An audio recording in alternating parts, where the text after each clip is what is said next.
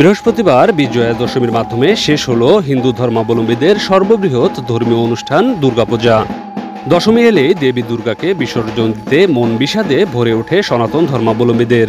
দেখতে দেখতে পূজা শেষ। এই দিনে দেয়া হয় দেবী দুর্গার প্রতিমা বিসর্জন। ঠাকুরগাঁও শহরের হলপাড়া মন্দিরে দেখা যায় বেশ সকালে পুজো শুরু করেছেন পুরোহিত। পুজো শেষে মন্দিরে জড়ো হয়ে সবাই দর্পণ বিসর্জনের মাধ্যমে বিদায় জানান দেবী দুর্গাকে। 10 উপাচারে দেবীর বিহিত পূজা ও দর্পণ বিসর্জন শেষে দেয়া হয় পুষ্পাঞ্জলি। মন্দিরে পুজো দিতে আসা ভক্তরা জানাচ্ছিলেন তাঁদের বিষাদের অনুভূতিটার কথা আর কি বলবো, তবে সবচেয়ে কষ্টের বিষয় যে আজকে আমাদের মা চলে যাচ্ছে। এই যে 1 বছর পর এলেন আবার চলে যাচ্ছে, এটা যেমন একটা কন্যা সন্তান চলে গেলে বিদারক হয়, ঠিক তেমনই আমাদের মধ্যে কাজ করছে।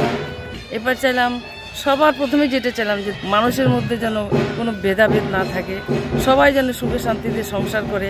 আজকে হচ্ছে বিজয়া দশমী। আজকে মার আমরা প্রতিমা বিসর্জন করব এবং আজকের মধ্য দিয়ে আমাদের আমাদের দুর্গাপূজার সমাপ্তি হবে।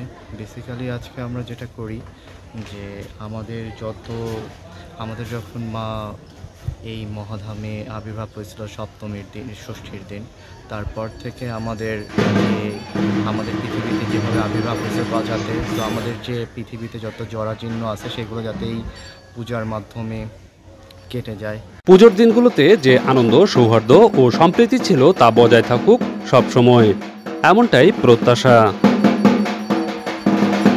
ইমরান মেহেদি, বাংলাদেশ বেতার, ঠাকুরগাঁও।